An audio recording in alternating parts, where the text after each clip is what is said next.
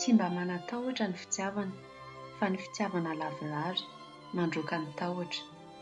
Mifantoka amin'ny sazy manko ny tahotra, fa izay matahotra dia mbola tsy lavorary amin'ny fitiavana.